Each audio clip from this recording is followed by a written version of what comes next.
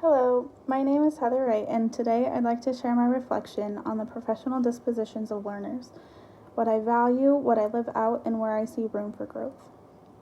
As a future educator, these dispositions are not just words or ideas to me. They are the foundation for how I will teach, how I will lead, and how I will serve my students and community. Grand Canyon University emphasizes 10 core dispositions, and each one of these plays a powerful role in shaping who I am as an educator and an individual. Let me begin with a disposition I believe I demonstrate strongly: high expectations. I uphold this value by truly believing that every one of my students has a God-given ability to grow, learn, and thrive. This belief has guided the way I set both academic and character goals for my students. I don't lower the bar for anyone. Instead, I individualize instruction, use data to monitor progress, and respond in real time to support each student's needs. I've had quite a bit of practice in this as a one-on-one paraprofessional.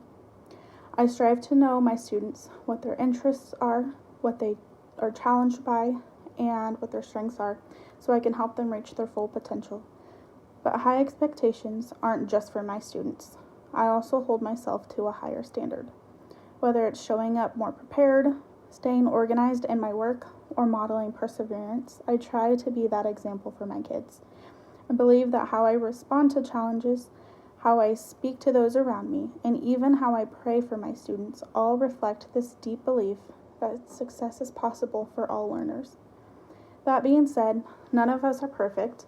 We've all grown, and we're still growing, and I've come to recognize an area where I still need to work: professional conduct. Now, this may not be in the sense that you're understanding as I'm saying it. Particularly, I need to work on this when it comes to addressing issues directly and with courage. I tend to avoid conflict at all costs, even when I see something that needs to be addressed, whether it's a miscommunication, a concern with a team member of mine, or a moment that requires accountability. I often hold back out of fear.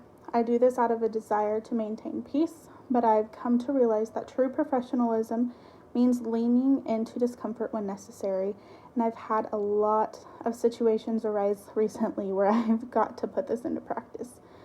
It means being honest, respectful, and solution-oriented even when the conversation is hard. So this is an area of personal growth for me. I'm working on developing the courage to speak up kindly but firmly, to hold boundaries, and to be a stronger advocate when something isn't right. Because being professional doesn't just mean showing up or on time or dressing appropriately.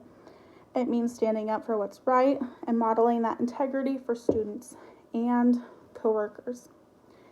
Finally, as I reflected on all the dispositions we've studied this week, I wanted to say this: it's hard to pick just one or two that are most important. I even reflected on this in the discussion posts. That's because these values work together. You can't truly show fairness without showing respect. You can't uphold honesty without reflection. You can't practice compassion without having dedication. They all matter, and when practiced together, they create a culture where students feel safe, supported, and empowered to learn. As a future educator, I don't just want to teach content. I don't want to just teach the curriculum. I want to help shape their lives, and that begins with who I am every day, in and out of the classroom. These dispositions don't just stop in the classroom. They are practiced outside in your regular daily routines. Thank you for listening, and I hope you enjoyed my reflection on this.